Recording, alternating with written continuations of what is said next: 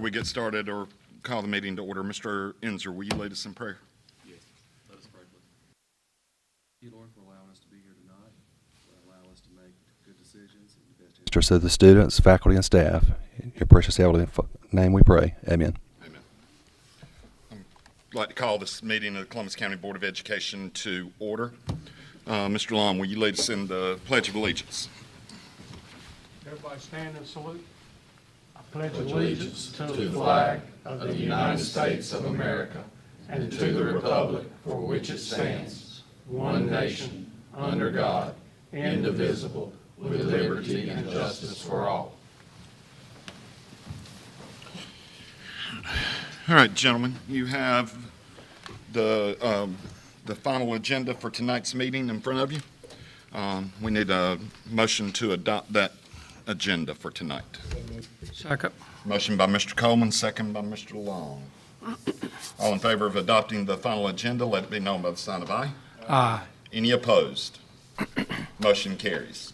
You have 3 sets of minutes, July 5th, July 20th, and July 27th in front of you. I need a motion to approve those minutes from those 3 meetings. So moved. Motion by Mr. Long, second by Mr. Coleman. Any discussion regarding the minutes? All in favor of approval, let it be known by the sign of aye. Aye. Any opposed? Motion carries. Minutes are approved. Mr. Phipps, public comments. We have no public comments tonight. Okay, thank you, sir. Move on to special presentations and recognitions. Okay, so this evening we have a presentation from Southeastern Community College. Our Board of Education representative, Mr. Henry Edmond, who is the Board of Trustee representative for the Board of Education, is here with Dr. English from the community college, and they want to do a little presentation about what's been happening at Southeastern Community College. So if you want to come to this microphone right here, we can pull up another chair. And is that microphone on, Kelly? Yeah. Okay. And then you can use that so that the public can hear you. Thank you for being here. We appreciate it. Thank you. Thank you for having us. Yeah, appreciate being here. I feel sort of at home seeing everybody. For most of these people, I knew their fathers or their grandfathers. Yep. Which sort of dates me, except for Bill, you know. But I am indeed glad to be here tonight and to share with you some things about the college. You may not give me enough time to share all I want to share, but you want me to go ahead? Go ahead. Yeah, go ahead. Give you the floor. Well, I do appreciate the honor of being able to represent y'all at the trustee board. I remember many years ago Sam Kuntz coming to me and got me involved in the foundation. And I worked many years at the foundation, and then eventually Willard Small called me. A number of y'all know Willard Small, and wanted me to replace him on this board representing the college. Dan Strickland was the superintendent at that time, and so I've been serving ever since. I've put a lot of time and a lot of effort, a lot of expense, and a lot of things out there. I graduated from out there. I grew up a mile from out there. I used to hunt on that land, so I've been a dedicated person at that college for a long, long time. I was telling Randy just a while ago something that his father told me when he went on the Board of Commissioners. And not only was he had said, but many others have said, you need to get that college back to what it was intended for. And that is skill sets, workforce, and developing jobs. So many colleges like ourselves had gotten too focused on 2-year curriculums, trying to get somebody to a 4-year school, and I know that we became a part of that, maybe by default, by design, or whatever. But you know, we had heard enough about that from people like Mr. Coleman's father, that we knew that we had to make a change. We needed to, and we knew if we were going to put any kind of economic engine together here in Columbus County, we had to be a part of it. We can't do it alone. You can't do it alone. We had to have partnerships. And so we have been creating partnerships for the last 3-4 years. When Dr. English came, I was sitting there listening to him that day, and I was sitting there in the same position as the chair when Dr. Clark came. And I was listening to Dr. Clark. Dr. Clark was a curriculum guy. He and that was okay, but he also knew business too. And that's what we really needed desperately at the college at that time. But, and you know, he was a fantastic leader to leave from here and go to Guilford Tech, one of the third largest community college in the state. So, and then came along Dr. English. Well, sitting there listening to him, my phone kept beeping. And it said, "This is our guy. This is our guy." Talking about this guy. This guy grew up in workforce. He knows what that means. And he was the perfect fit for our college. And more so than ever now that we need these partnerships. And I have to say that he has kept us busy. Very, very busy on forming all these partnerships. And I've been on this board long enough to see back that we've never had a relationship with this board here like we have now. Thanks to y'all, Dr. Meadows and everything, and that all y'all been through for the last 3 to 4 years, we were able to build that bond and relationship. And we have done a lot of things out there. We've got a lot of things going on. But trying, you know, Dr. Clark started it back yonder, but it really never got off the ground when we started that business and industry group where we have all these industry leaders and business leaders coming to the college along with y'all and the Waffle City school system. And once in a while a county commissioner might show up or something. But I mean, we've had as many as 170 in attendance at those meetings. And there we find out what do you need out there? What are you needing? So we come along and we're trying to fill the bill for all these things. We have spent a lot of money in buying equipment that matches up what they need. Not just faking it. We are driven to get what they need. The computer systems, all kind of stuff, you know, and I'm not going to steal any more of your thunder here, but we do have these relationships and these partnerships that, you know, these summer camps that we've had, all these kind of things. So I'm proud. I'm proud of where we are today. And I won't say anymore. I'll hand it over to the president who can get in the weeds on this stuff. And so. Well, thank you, Mr. Hedman. And it has been a great partnership that we've had with Columbus County Schools, and I will tell you, it right off the bat with Dr. Meadows, it was instant. Not only was she on my interview team and part of that process, but she really did know where I came from, as being in Hendersonville and knowing my background in workforce development. So with Dr. Meadows, it's been just absolutely a thrill to work with you, and you just get it, and that's all I can say. It's a phone call away, and you know, we've now gotten into that relationship where we banter back and forth a little bit, but it's that type of relationship where we're very comfortable in knowing what the needs are. And we both know the needs is to build the workforce for the community. And our latest kind of adventure is apprenticeship. And Dr. Williams is going to be very much a part of that, and in his new role and what we're going to do in building it. So he's been right there at the helm and listening about this. But the apprenticeship is so key to that next step. And we talk about pre-apprenticeship and apprenticeship work, but we talk about pre-apprenticeship in the form of internships. That's really what it is. And it's taking those internships that students do and that instruction that they'll have and matching it up to that employer and starting to develop that relationship at business and industry so that when they finish high school, they've had the high school credit, and we're taking that and articulating it into the college credit.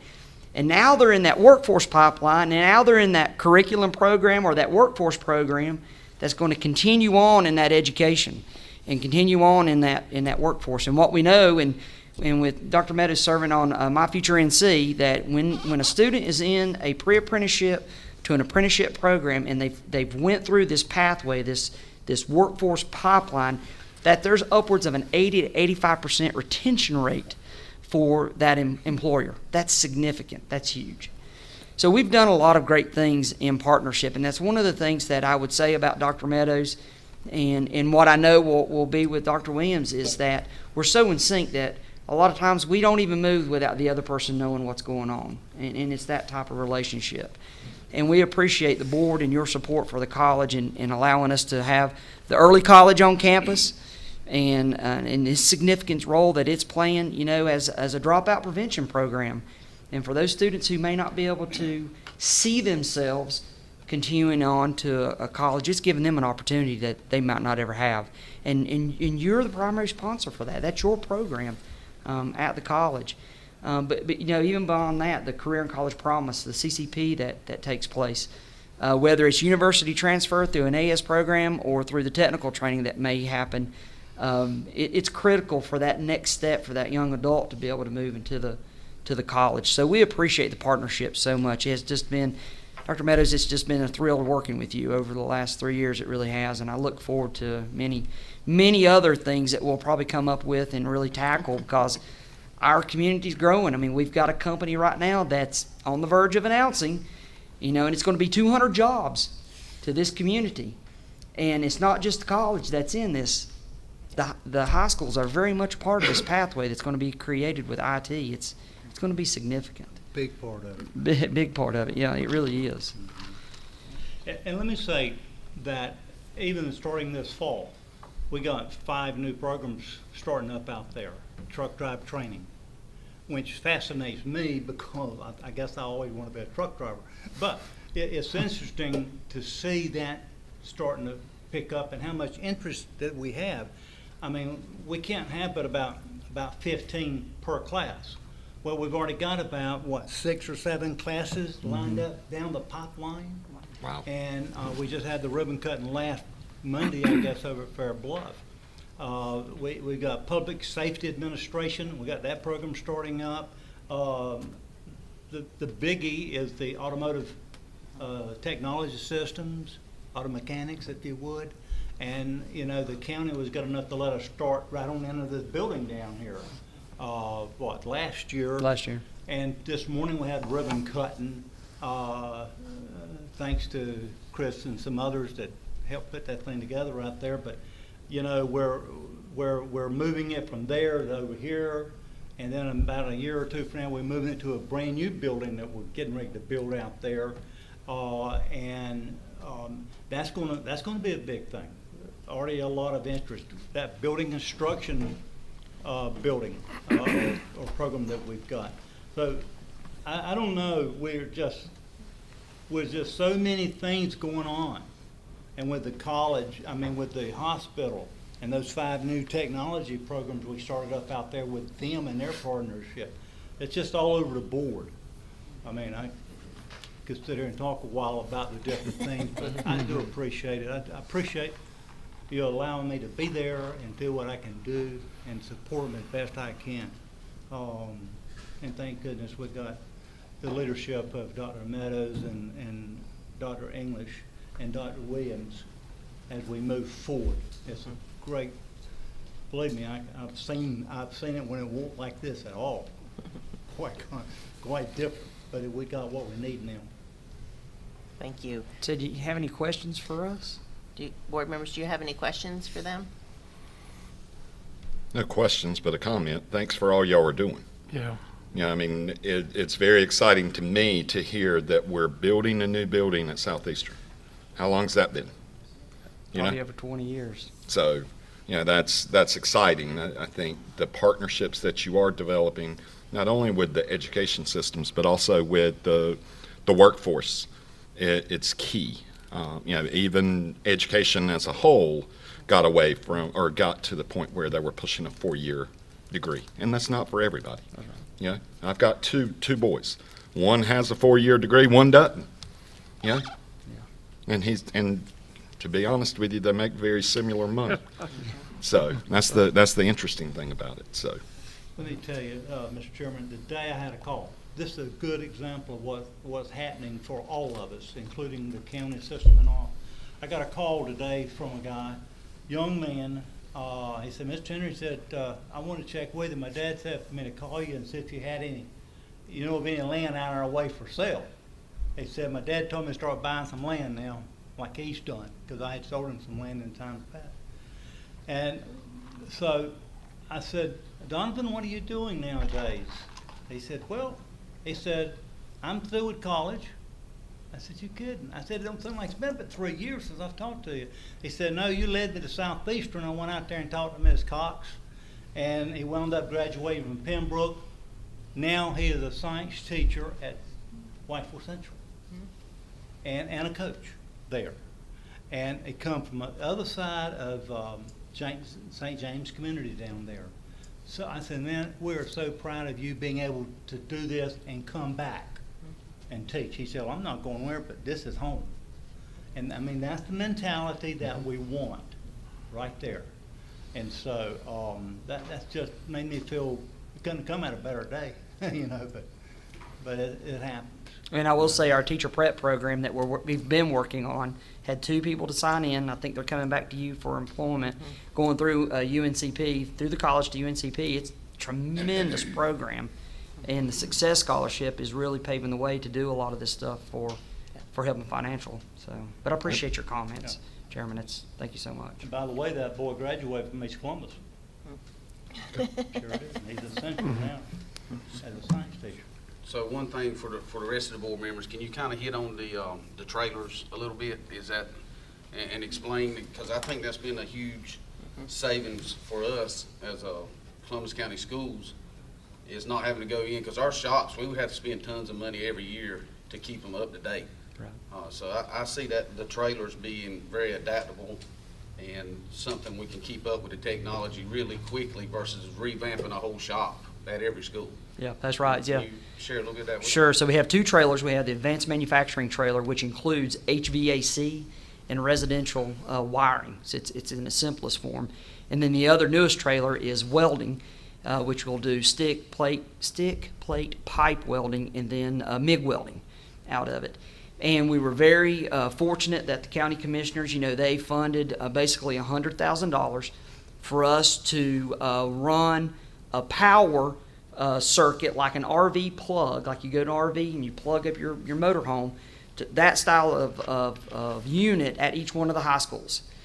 And so that when we take the trailer there, the technology goes with the trailer and it's the lab. And so we plug it up, we don't have to run a generator. Students who want to take welding, or they want to take HVAC, or that residential electrical, that electrical engineering side, can use that as the lab and then have the classroom space basically inside. So like welding, for example, our very first right out of the gate is South Columbus, and we've been working with Adam on the schedule for 3rd and 4th block, and those students will have the option to take that welding, and we'll take the welding trailer down there. And so anytime the technology changes or we need to adopt something, we can adopt it within that trailer because it's set up for that technology. It's set up for that change, and we can interchange parts in and out of it. So it's really a beneficial way to take it on the road, and you don't need to modify an existing facility to be able to accommodate it. So we have looked at some other trailers about doing some things in healthcare specifically, and maybe even cosmetology. We've talked about some on-the-road type of stuff for cosmetology. Thank you for being here. We appreciate it. Thank you, gentlemen. We do appreciate you coming.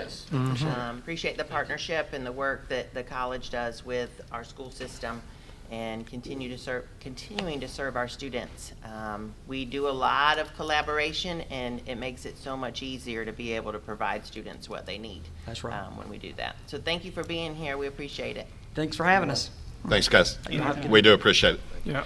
Before we move to the next thing, I have a question for Mr. Phipps. I know we have approved an agenda, but there is something that I do want to discuss, and it may require a change. Can we add that now? to the agenda? It relates to the athletic handbook. Okay. Okay. Just some questions about the athletic handbook, and I've had several of the football coaches contact me about the ISS situation, so I want to readdress that, and I totally forgot to add it. So, So okay, we're just gonna add it to the general end of the general items? Is that okay? that's fine. Okay, Okay. all right. Do we need a motion to do that, Mr. Phipps? I think you would. Okay. I make that motion that we add the athletic handbook to the general agenda. Okay. I have a motion by Mr. Coleman, Second. second by Mr. Worley. All in favor of adding the athletic handbook to the agenda under general items, let it be known by the sign of aye. Aye. Any opposed? Thank you. I do apologize for that, but I totally forgot about it. All right. The next presentation is Kelly Jones. He's just here to update us on the innovative grants that we did through ESSER this last year, and show some highlights. Do I speak into this microphone? Is that where I'm supposed to speak? This way? So we had, I guess, a brainstorming session one day in leadership, and it came up, and I think Dr. Meadows may have brought it up. What would happen if we gave teachers and schools and/or schools the opportunity to apply for some ESSER funds to do some creative things, to improve their school, to improve student engagement, because that was the big push when we came back from COVID. So I want to show you just some of the highlights of some of the things that have happened over the last year as part of those grants. Now, a little bit about the process. Teachers applied or schools applied, and there were standards, guidelines. Basically, they applied. We had a blind review committee made up of our instructional coaches, and basically that was a process. If you want to get in deeper to see what the process is, you can click on the link there. So I want to take you through each one of these and just give you a little bit of background and a little bit of what they've done. First, Angela Tyler at Old Dock Elementary. Her grant funds were used to create outdoor sensory paths, and they provide basically outdoor activities that are academic. And you'll see here the photos are pretty explanatory. So these are all academic skill building locations on the sidewalk and walkways at Old Dock. So I think there's some photos of the students using them for different counting activities and different activities to build their academic skills. And so there's a ruler on this left-hand side. Next, Jennifer Davis from East Columbus High School. Her grant funds went to provide some software for her to generate slide decks for her students. And a slide deck is like a souped-up PowerPoint that has a lot of interactive elements to it that she could share with her students. So this was teacher software using the Kami software was the primary purchase here. And this is an example. I believe your example, you can click on this and see some of the interactivity. She also purchased some things to facilitate what are called choice boards, which is a blended learning concept where students can choose what assignment they want to do to prove they've mastered the concept. Danielle Henson at Chadbourne Elementary, her funds went to buying a book machine for the Media Center.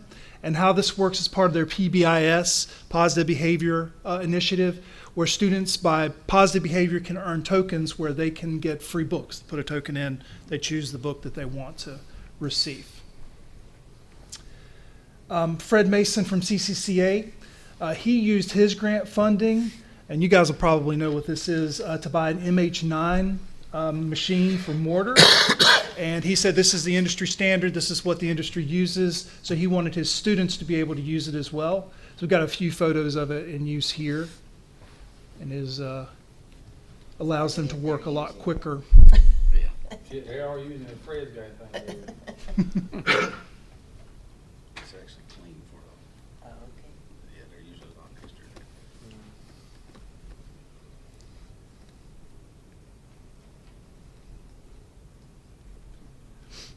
This next series of grants were basically grouped together. We had several, actually. The most came from Chadbourne Elementary, and if you'll recall, Mr. Freeman last year really wanted to improve conditions in the classroom as far as appearance and as far as student comfort. So a lot of these are tied together, and we tied them all together. The first one is Taquanda Mason Math Centers, and she purchased some materials for students to have hands-on learning activities with math using manipulatives, and here are some of the materials that she purchased. The next one from Chadbourne Elementary is called Math in Motion, where they created a math lab, and this is from Sheila Spalding. And basically they took a vacant classroom and turned it into a math lab with some different activities that they can do indoor and outdoor, all related to the math curriculum there at the K-5 level. Gwendolyn Best, Dixon, and Glennis Singletary, they did a program called Virtual Travelers, where they were taking their students on a virtual field trip, and to enhance that, they purchased virtual reality glasses so that they could get the feel for actually being there. And the Scholars Only Lounge, and I believe Mr. Freeman spoke about this last year, but this is a place reserved for students that have excellent behavior and excellent academic achievement, and they can come in with this very, very different style seating than what they're used to. They can get comfortable on the floor, read, work on projects, and that's the Scholars Only Lounge. And there you see some of the seating and the carpet that was purchased. The Chill Zone, in the same, again, these are all sort of linked together even though they are separate. This is basically the calming room, and these are some items that were added to the calming room, primarily the chairs. Learning is centered on stations. This is Brittany Huggins and Amber Graves also at Chadbourne Elementary. And again, this goes to flexible seating in their classroom. Also lap desks, again, just trying to get students in a different mindset with their physical kinesthetic learning. So being in a different way of sitting, a different way of learning. Giovanna Long and Angela Duncan, Fun and Fit in first grade. This is one of the projects that was slowed down a little bit because of availability of materials. They did purchase some new PE materials, but they've also slated for an update to their playground, which has yet to be installed. It should be coming soon, though. Antoinette Hewitt and Nikisha Lance, they took the patio area that's outside the lunchroom, you'll recall, at Chadbourne Elementary, and they bought tables and made learning areas for that so that could be used as a classroom area or as a learning area. Rachel Mears, Better Blended Learning from South Columbus High School. She, with her grant funding, purchased mobile storage cabinets for her digital equipment and received different digital resources to facilitate blended learning. And you can see some of those here, some materials for manipulatives, and also some cabinets for students to keep their digital equipment in, boom cards in the upper left-hand corner. Next, Jennifer Sams, and she basically involved all the arts education teachers, visual arts education teachers, and it was a project called Feed to Succeed. Using these funds, what Jennifer and the art teachers did, the students created bowls that were then fired, and they were sold at an event that benefited the Columbus County Arts Council. Sharon Zickafu, Starling Graham, Christy Babson, Jennifer Graham, and Josephine Spalding, Growing Good Goals in the Greenhouse. They have added a greenhouse to their school, and it addresses many of the curricular objectives there at the school. It was science primarily. This was really slow getting done because it was very difficult to get a greenhouse. They have basically got everything in place, and they'll be hitting the ground running next year with the greenhouse. Stephanie Hammond, West Columbus High School, improving engagement. What Stephanie wanted, because so much of our emphasis now is on digital and so many of the products that the students are generating are digital, she wanted a way to be able to print those out. So her funds went towards a large format printer. And this is an example of Jamie Duncan, who was one of our best art students there at West Columbus High School, and two of the pieces that were printed out, and you can print things out about 24 by 36. So it allows student work that would normally just live in the digital realm to be printed out in physical form so that they can be put in the hallways and things of that nature. Annie Rendell at Hallsboro Artesia, see the possibilities with classroom keyboards. Annie started, she's a general music teacher, she started a keyboard program there at Hallsboro Artesia, and the students actually got to perform. and they really enjoy doing that. It's something different that we hope to continue, into the future.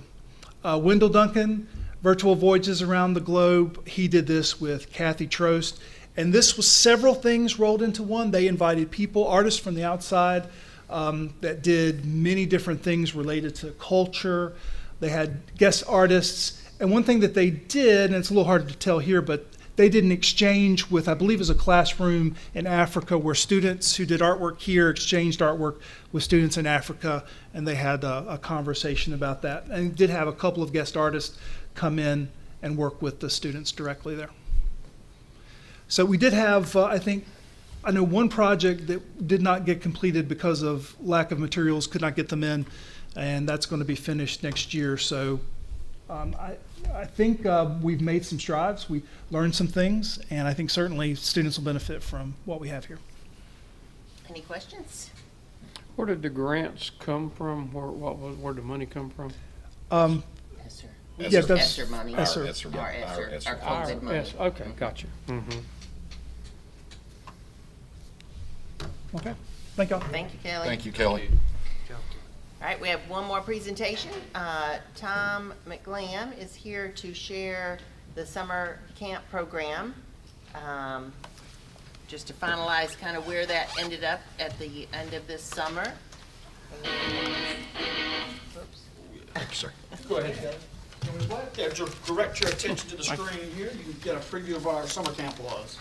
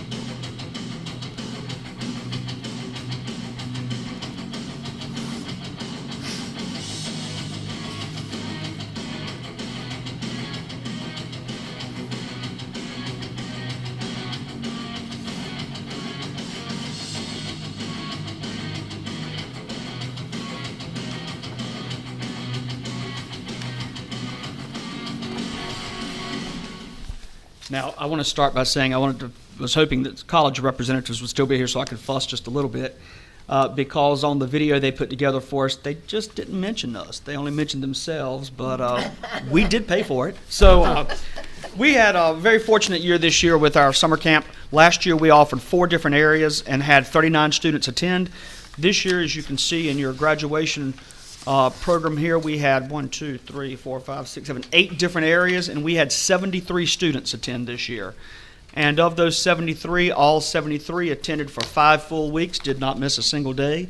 All 73 of those students have earned a high school CTE credit, a credit at Southeastern Community College for the area that they attended, and they've also received a workforce credential that they can take to an employer and show that they have been trained in that skill area. We did all of that in 5 weeks. The requirement for summer camp is only 8 days, but in order to receive college credit and high school credit, we have to meet a certain number of hours. So we did run it for 5 weeks, and we were just thrilled that we had that many students commit to that much time and gave up their summers to come and stay with us at Southeastern for the program. The second thing you have with you was what Southeastern mentioned to you a little bit earlier, the welding trailer. This past year, we had the HVAC trailer from Southeastern come to our high schools and offer HVAC at South Columbus. This year, we will have the HVAC trailer and the welding trailer. They'll be at, welding will start this fall at South Columbus and Whiteville High School, and next semester will be at East Columbus and West Columbus. So all of those students that choose to register for those courses will be offered that through Southeastern Community College. They'll receive a CTE credit through us towards graduation. They'll receive a college credit, and they will also be certified shouldn't have said certified. They will receive a credential in their area that they can take to an employer to show that they have been trained in that area. And some of the things that we're able to do now with Southeastern is guaranteeing folks a job that they just wouldn't have had before, especially in our area. As we continue to work with Southeastern, we're looking forward to adding, as Dr. English mentioned, the potential of 2 other trailers to come, a nursing aid trailer and potentially a cosmetology trailer. All of those are CTE courses that we can offer, but because of staffing and funding through the state, we can't. And we'd love to be able to offer a full-on welding course, but we are granted X number of months of employment from the state, and we don't have extra months. We can't just invent them. Despite the fact I like to try to sometimes. But partnering with Southeastern has allowed us to add several courses that we just could not have offered our children any other way. So we're really glad to have made that partnership with them. Any questions? I do want to say that I talked to some of the students that were at the summer camp, and it was interesting, first of all, the diversity within the programs, where you would normally think, like the welding classes, there's only going to be males in here. There were females. In the teacher program, you'd think there were only going to be females in there. There were males. I mean, it was very diverse in terms of the groups. But also, there were quite a few students who attended summer camp last year, and they came back this year just because they enjoyed it so much last year, and they're just trying a different area this summer. And I think that's great for them to get, they don't know what they want to do yet. So why not go and try something out for a summer, see if it's something I want to be interested in doing, to be able to then choose a career that I really want to focus on. Yeah, we had 8 areas this year. Our 8 areas and 80 students was sort of a target in my head. So this coming year, our target is 10 areas and 100 students. So surely we can pick up 25 more kids with the excitement that we generated this year. And I do want to say that the funding for this, as I mentioned, we do fund this ourselves through Columbus County Schools. Southeastern partners with us for the facility and some of the instructors, but that also comes through COVID relief funds is how we do pay for that. So when those funds run out, we are working on some grant options to hope to continue that. It's too good to throw away. And that part of so Tom and I have been working with this group from the state. We along the way kept trying to figure out what we were doing, but it's called the Launch Initiative. And we keep hoping that the more we talk about this, the more we would eventually be able to get the state in some way to be able to fund this for us through our conversations in the Launch Initiative. And maybe make it where it's possible for other children in other places, but use it as a model for how you can actually do a program and get kids different experiences. This launch group that we've been invited to join is basically a nationwide organization that's been put together with industry and business leaders and educators and politicians to find ways to develop a pipeline, a national standard almost, a national goal for students to be able to find employment and for employers to find credentialed workers. So Dr. Meadows and I were asked to join that because of our summer camp last year. State superintendent heard of our summer camp and sent a couple of representatives down, and a month or so later we got a call saying, we'd like for you all to be members of the Launch organization. So we've been to one meeting. We're going to our next meeting in October. Yeah. And we'll take it from there. And then every month we have virtual meetings. Right. But thank you, Tom. We appreciate you being here. Thank you, sir. Thank you. And before we leave the presentations, I just want to say how exciting it is that we have a Boy Scout here in our audience. We want to welcome him. His name is Jackson, right? Boren, is that how you say it? And you're just here to study how a meeting goes, or what are you here to learn?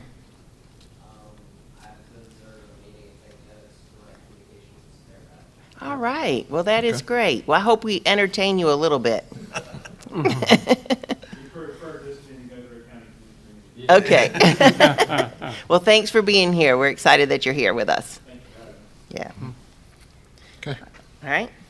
So the next item is the in curriculum and instruction accountability. So the first item are the interim progress report release dates, which you'll see those dates listed. Ms. Carter is normally here. Tamara Carter is normally here to present this, but she is out of town. And then you have the report card release dates and the testing calendar. And so I would recommend that the board approve these 3 items so that we can get them publicized and added to the calendar. You've heard the recommendation from the superintendent that we approve the dates on the interim progress reports, report card release dates, and testing calendar for this coming school year. What's the pleasure of the board? So moved. Motion by Mr. Enzer, Second. second by Mr. Long. Any discussion? The testing schedule, Mhm. this is just our required testing. This is, Right. each school handles the scheduling of check-ins and all these other, No, check-ins, are they in here too? they should be, I think they are. because that's a state assessment. Let me see. Yeah, NC check-ins, yep. Yep. Okay. What is going to be the last day of school? It is June 7th, it looks like. I can't remember. Those are your makeup days as well, For the high school, right? yep. Then the middle school will do their.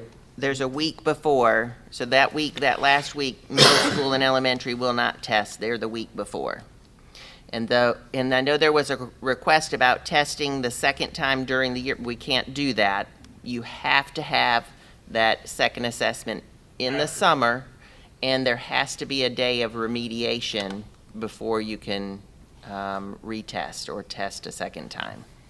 You have to because of state. That's state rule. Because it's a summer school. It's a summer school test, that's right. Yeah.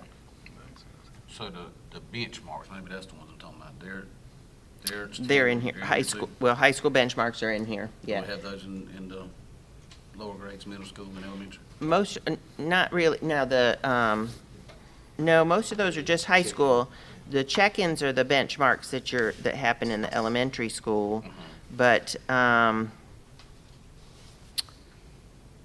now there's the DIBELS benchmarks, and there's a window for that, like a month-long window that those can happen. I'm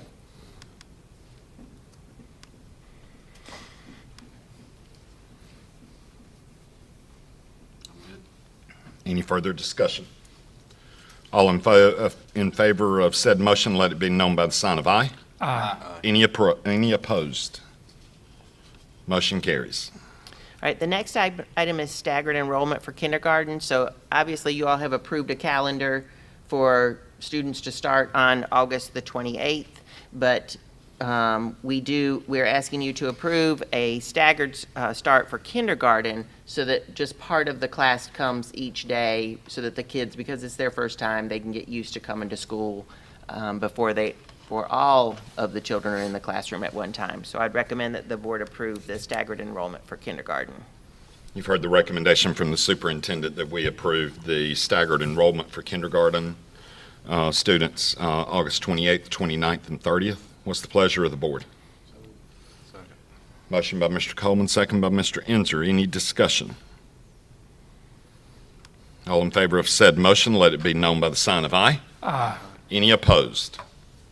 Motion carries. All right, the next item is our normal contract with the North Carolina Department of Health and Human Services for us to offer the pre-K program. So I'd recommend that the board approve this contract for pre-K. You've heard the recommendation from the superintendent that we approve the contract for pre-K with North Carolina Department of Health and Human Services, Division of Child Development and Early Education. What's the pleasure of the board? So moved. Motion by Mr. Long, Second. second by Mr. Worley. Any discussion? All in favor of said motion, let it be known by the sign of aye. Aye. Any opposed? Motion carries.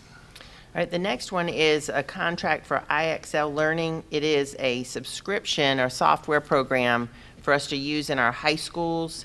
COVID created some gaps in math and in ELA for students, especially those who are in high school now, who were in 4th, 5th middle school grades at that time. And so this is to try to fill those gaps. We are going to pay using ESSER funds for year 1, and we're going to get year 2 and 3 as a complimentary service for that purchase. So the contract is $98,795, and I would recommend that the board approve that contract. The principals did all review it, so did the several of the math and ELA teachers in terms of the use. Okay, you've heard the recommendation from the superintendent that we approve the IXL contract for the high schools. What's the pleasure of the board? Second. Motion by Mr. Coleman, second by Mr. Enzer. Was any discussion? So we're basically going to get this 3 years with ESSER money. Right. Okay. Yes. But, yes. Now, I'm assuming, looking at the privacy section, it says any, that we will get, how is it? It says that you're responsible for complying with COPPA, C-O-P-P-A, meaning that you obtain advance written consent from all parents or guardians whose children under 13 will be accessing the website and services. Right, and we do that in our handbooks, and so there's a opt-out option. But COPPA is basically, we have to ensure that children that are not below a certain age have access to certain items. We do that through our technology But this is high use. school? This is high school, So there shouldn't be anybody under 13 in high school. probably not. Okay. But most technology software companies have that because it is a requirement by federal law that we follow. It's COPPA, or isn't that how you say it, Kelly? COPPA. Okay. Yeah, MOCA. yeah. It's a requirement for us to follow that. And the amount on that is $98,795, right? Mhm. All right. Any further discussion? So is this built mainly towards the Math 1 requirements? I mean, what is, just tell us what No, you think it's- will make it work. It's all high, I mean, a big part of our focus is Math 1. And this year we have, we're going to try something new this next year where we've added a Foundations of Math class first semester, and then kids will take Math 1 second semester, trying to get them some fundamentals that they've missed. But this will actually be used can be used all through high school. So it levels based on the student's ability. So it will adjust. Just a general question, and there's not much, but governing law says that the contract's governed by the rules of the state of California. Mm-hmm. Is it possible for us in the future contracts to get that governed by the laws in the state where we are, the state of North Carolina? Yeah, we normally do that in most contracts. I can go back to them and see if they'll change that. It's a software program, so I'm not sure that it's that much of an ordeal, but we can, normally we change that when we look at contracts. That's Good. normally something we change. It just stuck out to me that it was the state of California, so. Yeah, yeah. Normally, that is something that we edit. Okay, perfect. All right. Any further discussion? You have to pay it by April 1st? I don't remember what the date was that we had to pay it for, It but says we are gonna prior pay it, ballot. we are gonna pay it now, so that, yep. Okay. Any further discussion? All in favor of said motion, let it be known by the sign of aye. Any opposed? Motion carries.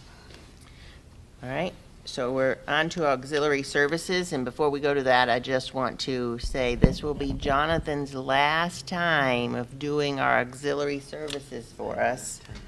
And we had a little celebration for him earlier today, and so I'm not going to say a whole lot because I had a hard time with it earlier today. So, but we do want to say thank you to Jonathan for all of his service to Columbus County Schools. He will be missed dearly, and he's been great to work with.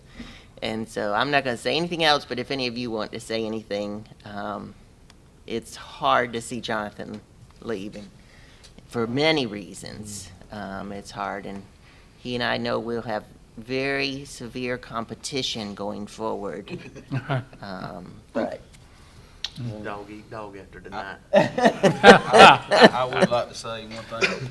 That blue looks awful on you. I mean, it just doesn't look good. No, I love you and thank you for all your hard work. Appreciate it. I do. And I'll say, me and you've been around the block a long time together. You coached me in high school. You've always been coach to me. Hey, man, I really appreciate everything that you've done for me as a person, for my children, and for all the children in this county. You've always put them first in everything that you've done.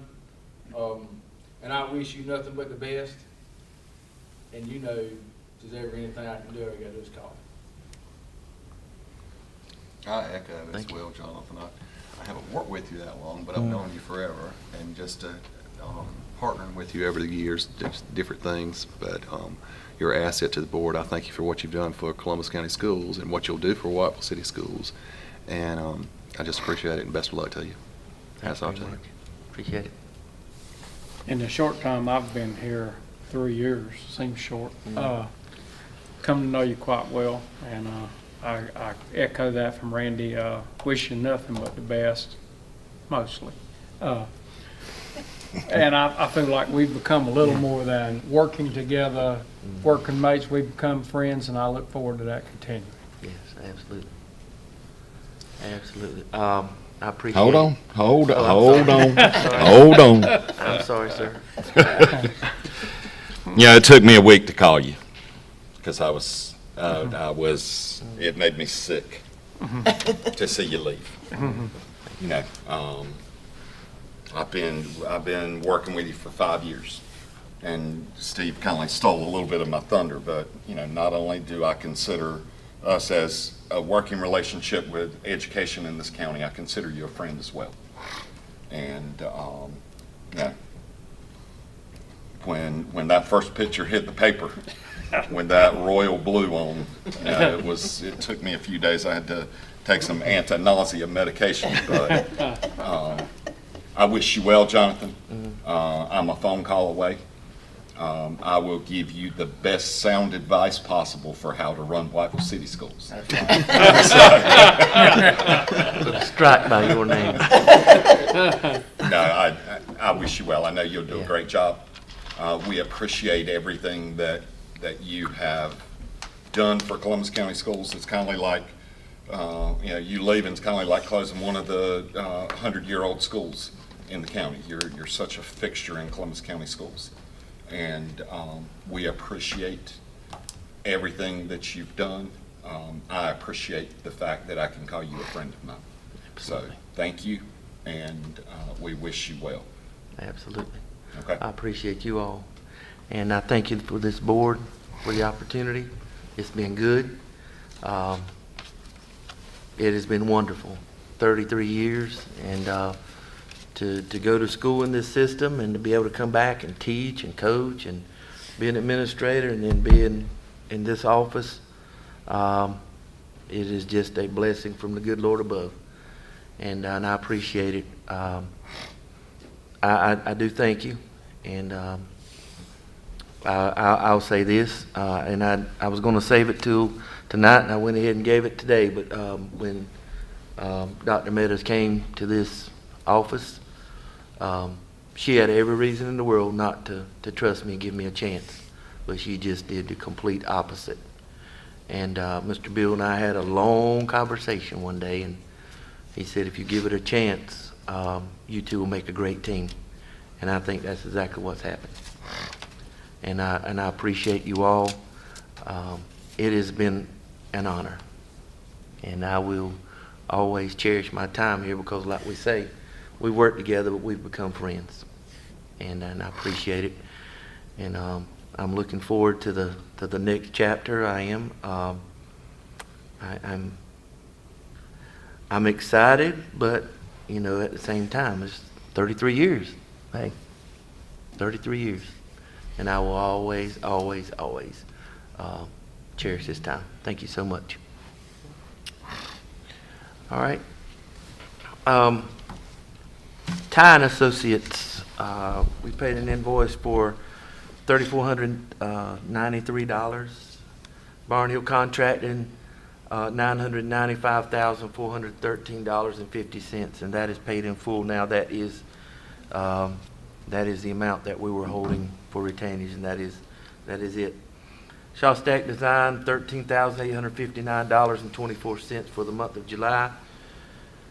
Skip on down, they sent us another statement for August, and we got that in, $13,859.24. Paid a application for Monteith in the amount of $184,726.90. So the only thing left on Monteith is the retention? That, what was it, a million something? What is Yeah. on, yeah. Yeah, probably a little- Contingency. Yeah. I said retention, Yeah. I meant contingency, I apologize. Might be yes, sir. But a little bit about Tabor City. The furniture is in. It's been installed. Building looks absolutely fantastic, just like West Columbus School did. They've torn down the old primary building, and they're in the process of hauling it away. There's going to be a nice track, playground in the front of that campus. It's looking really good, and we're very excited about it opening. It will open. Well, actually, folks, this school's way ahead of schedule, to be honest with you, and it's under budget and ahead of schedule. So can't ask for any better than that. We expect that we will get the permanent CO this week. Teachers have been chomping at the bit to get in the building, and we just held them off almost physically until we could get the furniture in, and but we're getting ready to turn them loose on the 17th, and so we're ready to go. Don't forget about the groundbreaking. The ribbon cutting, the 24th at 9 o'clock. We have a long agenda, and we do have a lot of folks that will be here, and so we're excited about that. Any questions about that or the school or anything? We're rolling.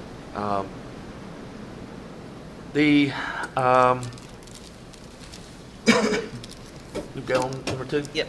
Okay. Yep. We have items to consider here. We're ordering a third school bus in this round of bus orders, and this will come from ESSER funding. You may know we approved a bus from White International last year, actually, and we've been told and they told us when we ordered the bus it would be this spring, but it's been pushed back, and we've been told we're going to get this bus in August. But you have a quote for this year. The Carolina Thomas for a new activity bus, and these are desperately needed, folks.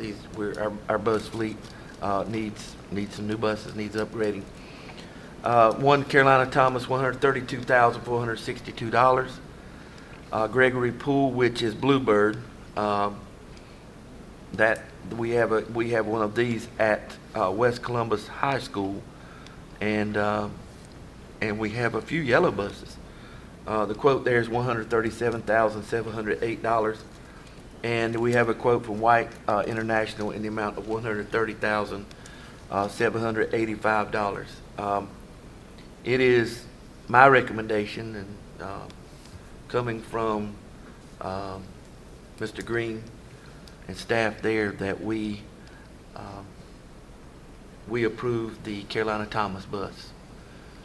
They're an in-state company. They've been giving us great service over the years. Not to say these others haven't been doing well, but they have the bus on the lot, and they said we can get it like this month. And so I feel like we need to go with that quote, but I've talked to Dr. Meadows about this already.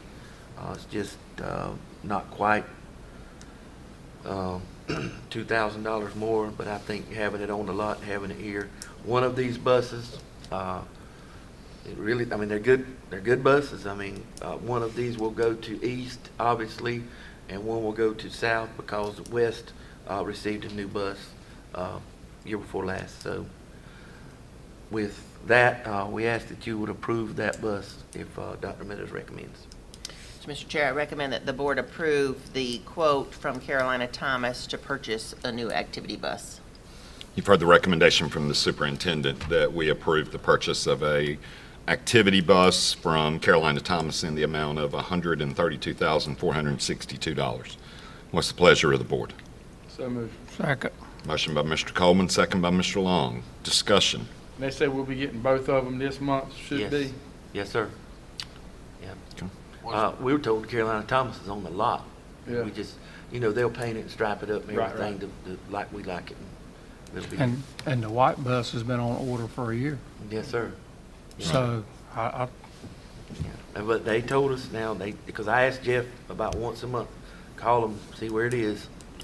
And they told us we should get it this month as well. It's amazing. If I remember correctly, and Jonathan, you would know better than I would, but I think that Bluebird we paid around $92,000 for. Yes, sir. Yes. So $40,000 difference in 3 years in the cost of an activity bus. It's unreal. And you may not recall, but last year we went with whites because they were so much cheaper because they were giving us still the previous year's price, where the other two had already updated their prices. So Yep. I dare say they might lose money on that deal, but hey, be to our benefit. Yep, absolutely. All right. Any further discussion? All in favor of said motion, let it be known by the sign of aye. Aye. Any opposed? Motion carries. Is there a motion? Dr. Williams? Somebody do a motion and a second? Yes? Okay. Okay, I think so. Who did it? Yeah, we did the motion. Randy did the motion. Okay. Steve All right. did the Just second. making for sure. I didn't remember it for some Yeah. reason. All right. Okay. Okay. Just making for sure. Okay, you have a charter bus service proposal. These two companies are the same ones we've been using for years. We put out an RFP and they were the respondents, Holiday Bus and McKenzie. And they've been serving us for several years, Holiday Tours and McKenzie Bus Lines. And we ask that you approve these two for our charter school bus services for this coming year. Mr. Chair, I recommend that the board approve the two charter bus companies, Holiday and McKenzie, for use during this 23-24 school year. You've heard the recommendation from the superintendent that we approve McKenzie, L&W Bus Lines, and Holiday Tours for our tour bus contracts. What's the pleasure of the board? Second. Motion by Mr. Enzer, second by Mr. Long. Any discussion? All in favor of said motion, let it be known by the sign of aye. Any opposed? Motion carries. Okay, we have a quote here from RP Native Construction. That's Randall Patrick. If any of you, everybody knows Randall, but he has given us a quote to repair the press boxes at South and East, and they are in pretty rough shape. But if you look down the list of work that he's going to be doing here, the prices are actually pretty fair. And he's given us a quote, and we better hurry because you see it's valid for 7 days. He gave it to us on the 8th, but I think we'll be all right. I hope we will anyway. $77,988, and we asked it, and that's in budget, by the way. That's in our capital budget. So we asked that you would approve that for the repairs of those press boxes. You've heard I'm sorry. That's right, Mr. Chair. I recommend that the board approve the quote for the repairs on the field, or on the press boxes at East and South Columbus. And tongue-tied. You've heard the recommendation from the superintendent that we approve the quote from RP Native Construction for the press boxes at East and South Columbus. What's the pleasure of the board? Motion by Mr. Coleman, Second. second by Mr. Long. Any discussion? Now, is this just for the football? But this is just for football, but Timmy's looking at the baseball dugouts because I sent him some pictures that we had. Dug out in the press box. Yeah, the baseball, okay. I'll tell him about Dr. Meadows. You might remember about the press box because now he's got his mind on the baseball dugouts. Ask him to look at the press box as well. South did some repairs on theirs, so theirs might be okay. It's probably the one at East. The West, theirs is pretty good. Okay. All right. Any further discussion? Just as a note, because I didn't include it, the total amount's $77,988. Yes. Okay. All in favor of said motion, let it be known by the sign of aye. Aye. Any opposed? Motion carries. All right. The next item, review and action on a la carte prices for child nutrition, and a la carte prices are staying the same except for one, and it is slushies. Evidently, our economic, we kind of studied the slushies, and last year we went up to $2 on slushies, and sales bottomed out. So we're back in the prices on slushies to $1.50. So that, believe it or not, the price change for a la carte is actually a decrease in slushy prices. We want to build our slushy sales back up. Okay. That's a big selling item, by the way. But evidently $2 was a little rich. And it is for children. So we want to back that to $1.50 and see what happens. All right. And the other bids are, Oh, okay, we can do them all do at them one all time? at one time, yeah. Okay, perfect. I think I'm back. All right. Child product bids for child nutrition. Everything is basically a rollover except for Cisco Foods, Raleigh Grocery and Supplies. We had to rebid that, and Cisco was basically, folks, our only provider, and their prices went up significantly, but it is what it is. Last year they were $1,104,190. This year they're $1,629,576, which represent a $500,000 increase. Poultry is the big one, folks. Poultry, $93,000 to $218,000 for chickens.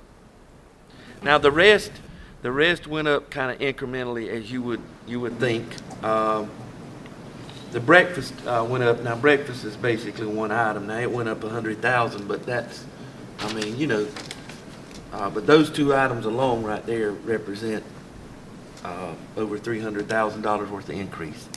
But I mean, the quotes go out, and they're the only ones that respond. I mean, there may be others, but I mean, they've been our provider for years. Right. But yet, we have all these guidelines to follow, and we're only supplied one vendor, so the government tells us exactly what to feed them, and yet we have no options to get a price, Agree with that. I know I'm preaching to the choir, but No, I mean, I agree with you. and the second thing is I've got, it may seem minute to us, but I've been getting a lot of flack about the teachers and the way that their plates are priced.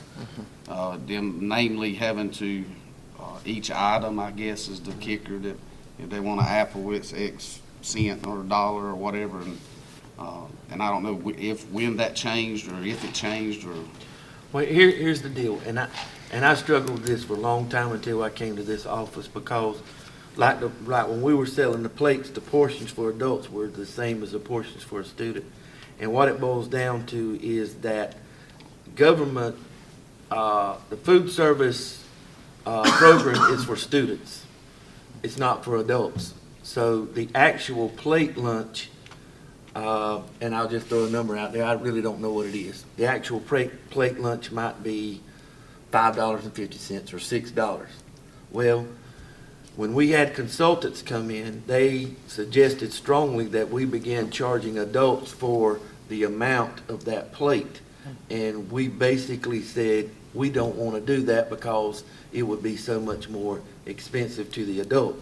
So we went to a la carte sales for adult, which simply meant they can get what they want and come out a lot cheaper rather than buying a full plate. So We were written up in that audit. we were. They hit us pretty hard because they said we were just simply not charging enough for an adult plate. And this is this is what we went to as a way to get around that. And it's really for the employees' benefit. And but the school lunch program is basically for students. They don't give us a penny for an adult plate, but now they fully subsidize child's plate at that rate, whatever it is. So we weren't in the audit, we were not charging enough, That's right. and we were gonna have to go up to the cost.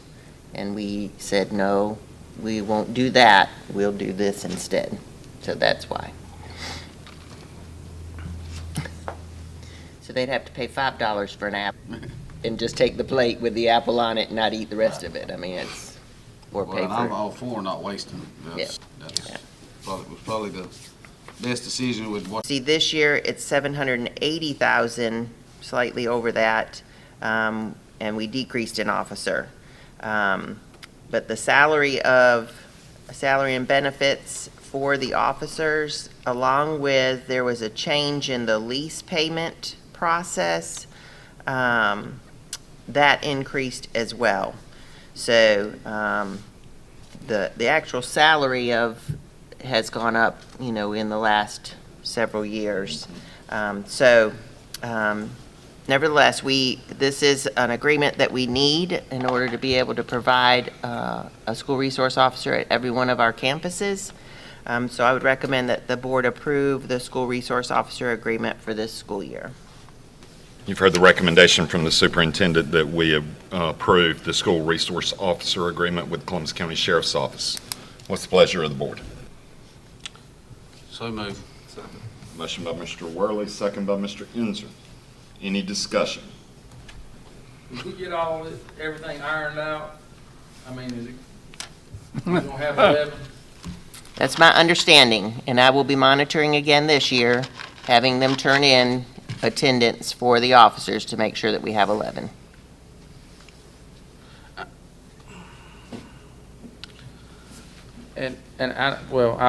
I'll ask about this when we get to that other part. Probably. So this says pursuant to a prior verbal agreement.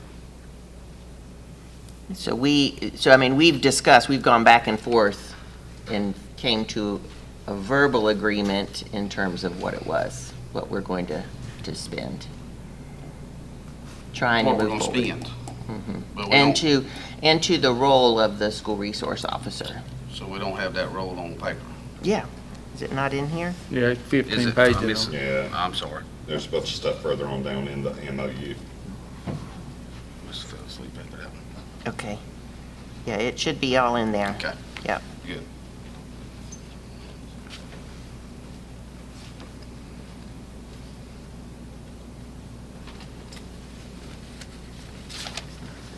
Any further discussion? All in favor of said motion, let it be known by the sign of aye. Aye. Any opposed? Motion carries. All right, just wanted you to know the dates for the conferences for the School Board Association this year, and if you're wanting to attend, you can either just let Ruthie know so that we can make reservations and get those things arranged.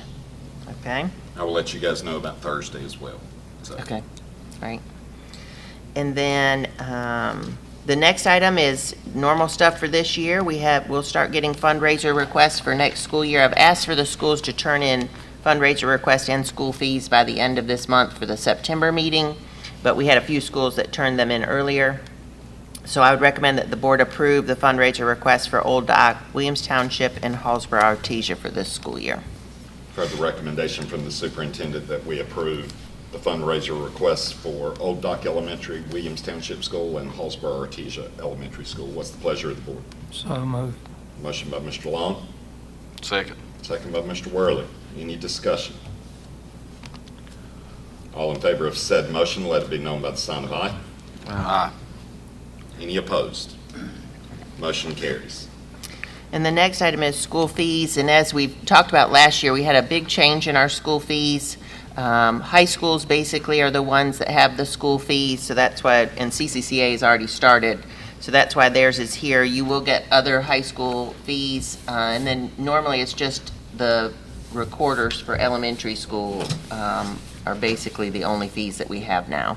But I recommend that the board approve the fees for CCCA, Columbus Career and College Academy, for this school year. You've heard the recommendation from the superintendent that we approve the school fees for CCCA for this coming school year. What's the pleasure of the board? So moved. Motion by Mr. Long. Second. Second by Mr. Enzer. Any discussion? All in favor of said motion, let it be known by the sign of aye. Aye. Any opposed?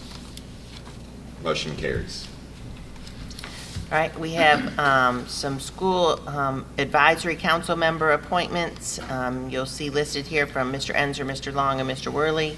Remember that the schools have their first meeting in September, so we'll have some more on the September meeting. I know that Mr. Worley's waiting on some information on some parents from CCCA. I'll get mine in. But we're going to have them move forward in September. If you don't get them switched out, they'll just continue with the same members that they have. Correct. And then change whenever they're approved. If So- I have, I'm still waiting on some folks to call me back, but I know I've with got- some changes in principles, that makes it a little bit. Right. Yeah. So I recommend that the board approve the advisory council members as presented. you've heard the recommendation from the superintendent that we approve the advisory council members as presented. What's the pleasure of the board? So moved. Motion by Mr. Long, Second. second by Mr. Coleman. Coleman. Any discussion? All in favor of said motion, let it be known by the sign of aye. Aye. Any opposed? Motion carries. All right, we added the item for the athletic handbook. So Yeah, I've gotten several calls from from football coaches regarding, the in-school suspension, barring of participating in practice. And I wanted to bring that back to the board. With the high schools, I had two of the coaches call me, and both of them said that having the kids not be able to participate could result in them having to sit out, because if they're in ISS Monday, Tuesday, Wednesday and don't practice, then they're not going to participate in walkthrough on Thursday, then they're not going to play on Friday night, and that's 5 days they would have to start the conditioning again. Is that correct, Dr. Williams? That is correct, but I'll have to check to verify the days, but you're right. If they sit out so many hours, then they have to have, or so many days, then they have to have so many days of conditioning in order to So- get back. My personal opinion, we don't want to affect eligibility or, requiring somebody to go back. So I think we need to withdraw that amendment or that change that we made to the athletic handbook, that they cannot participate in practice for ISS. for ISS. Now, out-of-school suspension is different. And what about ISS for play, to play in a game? What about their own ISS game day?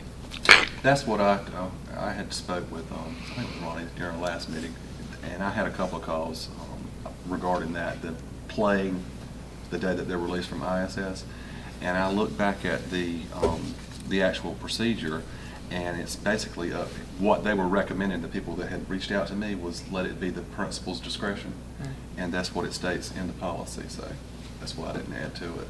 Yeah, I'm fine with that. What it did in the past is basically if they, the day they get out of ISS, they're They can eligible. participate that. Like if I get out on Thursday and I have a game Thursday night, I can play. Yep. Because ISS would actually end at 3 Right. o'clock or whatever. I mean, basically, we're going back to the way it was. Right. And thank y'all for that. And I'm So if they're in ISS 3 days, and the game is on the second day they're in ISS, they don't can't play. They can't participate. That was They going to be can't my play, question. but they can practice on those days, They but can they can't practice. play. They're eligible to play the evening they get out. And it's all in the coaches and principals' discretion as well, so. It says that in the handbook, it being the coaches and the, It says that in our discipline policy.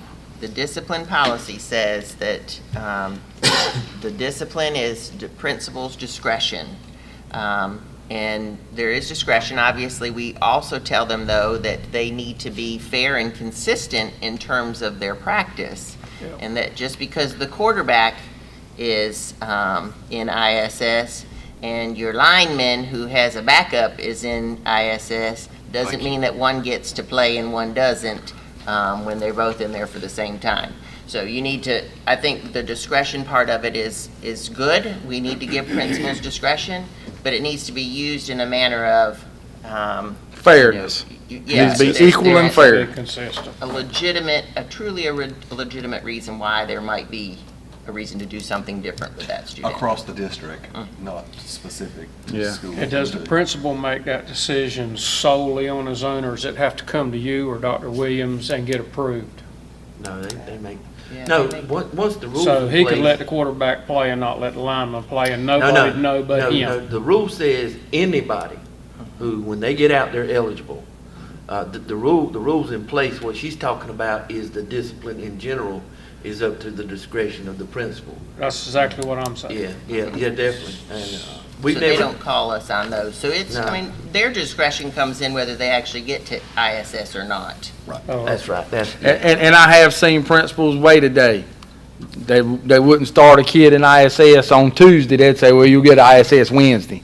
I've seen that too now, and that's fine too, I mean, but it's got to be equal across the board. Right. I got a question about, and I didn't know whether to bring it up with the officers or with the school handbook stuff. Are we required to have officers at our sporting events? In our handbook, it has listed that we will have SRO officers at football. we do in high school, we have football and basketball. In middle school, we do football and basketball. Right, and the reason I think, like, I know one school spent like $15,000 on that last year. They're very expensive, yes, sir. Because they have to pay their overtime and everything else. Now, at East Columbus, when East Columbus plays Whiteboy, they want 3 or 4 of them there. Who makes that decision? The school? School. The school, so that's the principal's decision or whoever's decision. And usually they have called and had a conversation with Jonathan, Dr. Williams about Right. it. And if there's, that there's going to potentially be an issue or a real rivalry, then we would say we need to have a few more officers than And normal. they've been really good about that kind of thing. And sometimes, to tell you the truth, the officers, we might get a concern from the sheriff. Not the sheriff, but the sheriff's department. Right. That, hey, Something may this happen. is going on. And we call the principal, and I never had one yet complain, or, they might say, well, it's gonna cost me this. I guess that is a complaint, but at the end of the day, they do it. Yeah, at the end of the day, I mean, they feel like they have to. Yeah. Safety's. That's right. important. So they, That's right. they And don't- I just look at, that for a small school, $14,000 just on security at games that's a lot of money. so is there being give and take in the past with the sheriff's department if there's a situation that we're brought aware of, we make them aware of it because that's what we have to do. But then are they steady punching the clock? Are they any give and take? Are they sending some extra deputies and not charging us, or is it always? I know, I'll tell you this, at the softball game, when each played that last game, we paid for 3, and I counted no less than 7 or 8. Between now they might, and they were walking too, and I saw some state troopers out there. I Yeah, mean, state troopers, and that's the way it is in West Columbus. I've seen state troopers there. Well, there's more of them at the lake now than there used to be, so they go watch the ball games on. And, we asked the school, to have a presence there, and they did, but I saw a lot more. yeah, we're probably going to need additional security at the games with Whiteville this year with Dr. Williams. Between the being there now. adults or the students? Dr. Williams. That's all right, I'll be there. Good Lord willing. All right, so we need to, we need a motion on this change to the athletic handbook. So the recommendation is to change the athletic handbook that students will be able to practice if they're assigned to ISS, but they cannot play if they're in ISS unless it's the day that their ISS ends. Okay, that's correct. So we need a motion and a vote because you approved this the last time. Okay. I make a motion that we amend the athletic handbook as stated. Second. I have a motion by Mr. Coleman, a second by Mr. Inzer. What's the pleasure of the board? Any discussion? Any discussion? Further discussion? Okay. I mean, I'm out to do it before I leave the seat. That's all right. I can, you, All in favor of said motion, let it be known by the sign of aye. Aye. Any opposed? Okay. Thank you, Motion and carries. thank y'all again for that, really. Thank you. Well, there's a lot of things there that we don't take into consideration. So, and I mean, one of the comments from one of the coaches was, we send these kids home at the end of the day. They're gonna wish they could go home. There's some coaches that's going to hold their feet to the fire if they get in trouble in the building and stuff, so. Well, I think that was our whole motive for changing it, though, was just to make sure that these athletes are held accountable. Yep. And that they're the leaders of our schools and that their discipline should be top priority. And I think one thing that we might be able, that we probably should do is kind of keep an eye on it, try to find out, how things are going with this, because, we changed it at the request of some coaches. Yep. Now, if we have athletes that are getting by scot-free with things and not being held accountable, then next year we'll say we done what you asked us to do and you didn't do what you said you was going to do, so now we're going to change it. Yeah. So. I'll be honest with you,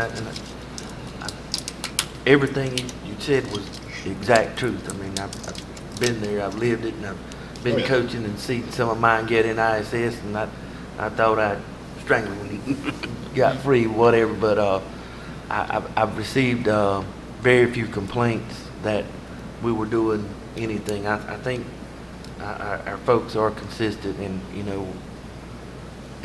with the discipline. So I don't anticipate that'll be an issue, but keep an eye on it. Yeah. all right, just a couple of updates.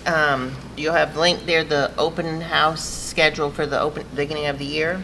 But also, I just want to mention that, so last week we had the Meet the Principal for Dr. Hill. Thank you for those of you that were able to attend. I think there were like 300 people that showed up. It was a great turnout. That was a crowd there. And then we have Dr. Bowen and Mr. Bland have their Meet the Principal events tomorrow night. And Mr. Browning's is on Friday, just before the first home football game, will be his event. Remember that our convocation is on the 23rd. We'll be at West Columbus School. We'd love for you to come. So last year the board members came for the morning time at the beginning of the event. When was this? It's on the 23rd, August 23rd. Is a convocation, and it's where we'll have all of our staff there for a speaker. A guest speaker. They will have their competition again like they did last year, and people will be wearing their school shirts, and we can wear our Columbus County school shirts, and but it should be a great day for some professional development, hopefully some uplifting from our speaker, and just some camaraderie between all the staff members. Please express my apologies for not being able to be there. I will. say. And it is the 23rd at what West time? Columbus West School, and it will start at 8:30, so, so the schools are having to, because, there's not a lot of parking at West Columbus School, so the schools each will have 2 buses that they're gonna bring their staff to the school, just because of not having the parking space. But we wanted to use one of our new schools this year as a different event, they're going to be there all day anyway, so there's no reason why they can't ride the bus together and save on gas money. And if they live closer to a different school, they can go to that other school and get on a bus and ride. They don't have to, if it's farther away, to go to the school that they work at. But it should be a good day, there was something else I was just thinking and going to say, and it just left me. We'll feed them lunch again like we did last year. Smithfields is coming to do lunch again. We had our retreat last week with all of our principals in this room, with all of our principals, assistant principals, our leadership, basically leadership across the county. Our focus this year is engage. And we talked a lot about engagement, not just about student engagement, but it was about how do you engage teachers, how do you engage staff, how do you engage parent, how do you engage the community, and how do you engage yourself in your work. And so we talked a lot about leadership and instructional leadership specifically, but that is our theme for the year, is engage. So it was good. I think our retreat went very well. And was received very well. So. One quick question. The 27th walkthrough, you said 8:30 and 9:30. 9:30 and. So the 22nd, you and Urban were 8:30. Okay. And Steve and Chris were 9:30. And the ribbon cutting is at what time? 9 on the 24th. Okay. All right, I'm going to turn it over to Jay now. Mr. Stanley. Members of the board. Under finance, the budget report is first. This is information, really. A lot of information here. I'll try to quickly go through it as best I can, be as thorough as possible. Though it says at the top in the header, August 14th, that's just the day. This report is for last fiscal year's, the June 30th report. For your information, the first fund for your information is the state funds. The goal here, I think, is maximizing state dollars, and I think you'll find that we've done that. There are some programs, classroom teachers, for example, that you'll see dollars remaining in those allotments. Those are position allotments. I will assure you that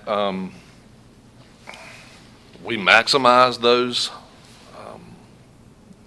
position allotments. We also maximize the month allotments. Mr. McLam mentioned earlier PRC 13 CTE months of employment. We had a 0 balance there in that program. The one pot where we did have a balance of position allotment is our school psychologist position. We were funded 2 positions. We were only able to fill 1 of those positions this past year. So we had a balance of like 8.53 months of employment there. The dollar allotments, if you look at PRC 14, that's another CTE pot of money. You do see a $53,000 balance there. That balance was due to restricted funding for credentialing only, and we were not able to maximize that use. Other dollar allotments, like PRC 48 had a small balance there. That was a specific pot for principal test results, and that dollar allotment was actually a little bit high for what we could spend. PRC 68 and 69, those funds will carry over. Let's see at the bottom here, textbooks 130 and 140 stabilization funds. Those funds also carry over. So we maximize the state dollars as best we could. The second fund, that's our current expense fund, local. In the last meeting in June, I did request your approval in allocating more fund balance, and you did approve that. Thank you. We did spend quite a bit of that fund balance. The fund balance I think I requested was somewhere around $280,000, where we actually spent about $180,000 of that. Obviously, we didn't go over budget because we were able to budget that, so I really appreciate that. But no other surprises here, so thank you for budgeting that. Federal funds is the next budget for your review. In total, if you look at the bottom right corner there, we spent about 59% of the federal funds. Of that total budget, that I guess the third column is a $28.8 million budget. I want to point out, you've heard a lot about ESSER tonight. Out of that $28.8 million, we had roughly $21.4 million of that for ESSER. Of that $21.4 million, we have roughly $9.5 million remaining for one more year, and that's it. And you also heard a comment about other funding sources. We're approaching a cliff, so certainly hope there's some other funding sources coming up for us. The next budget, it's our capital outlay report. I printed this report by project. It provides a lot of information. I'm not going to go through it now. But it's also, by project, by location. So if you're curious, for example, on that next page, page 5 of 8, if you're curious what's going on at Acme Delco, you can look and see the projects and where they stand. I'm going to read line by line with that. The next budget, our child nutrition budget, is on page 7 of 8. It's a little bit different format here. I have not included revenues in the past, but child nutrition being an enterprise fund, it's a business within the school system. So you need to look at what you're bringing in versus what you're expending. And you'll see that we expended $5.4 million roughly on that bottom, next to the bottom line. But we brought in more than what we expended. So it's still profitable is what you'll see. The red lines are the revenues, and then that expense line in black. We're to the good, $43,549.70. So right there at it, but we're still doing okay. Fund 8, no real surprises here. At the bottom line, we spent 74.5% of that budget. A lot of grants go through this, and they certainly maximize the use of those grants and spent quite a bit of those dollars as well. I'll be happy to answer any questions you may have on those, but in a nutshell, I would say we ended the year in good order as far as the budget's concerned. Okay, the next item under finance, budget amendment number 4. We did see an increase after we met I guess June 12th, I think is what it was. In state funds, we saw an increase. We had quite a few payouts, retirements. So employee benefits went up about $179,000 in state funds. Local current expense fund, just some cleaning up there, no increases. Federal grant funds, we had some budget amendments that were just hanging out there and that had not been approved at the DPI level. Those were approved after we met. So that budget's being increased $30,408. No change in capital outlay, no change in child nutrition. And Fund 8, a $3,000 increase. That's, I think, Tabor City Elementary School received a GO grant. The money was wired to us after we met, so budgeting that $3,000 and then cleaning up some of the other lines for year end. I would recommend this for your approval. So, Mr. Chairman, I recommend that the board approve the budget amendment as presented by Mr. Stanley. You've heard the recommendation from the superintendent that we approve budget amendment number 4 as presented by Mr. Stanley. What's the pleasure of the board? So moved. Second. Motion by Mr. Long, second by Mr. Coleman. Any discussion?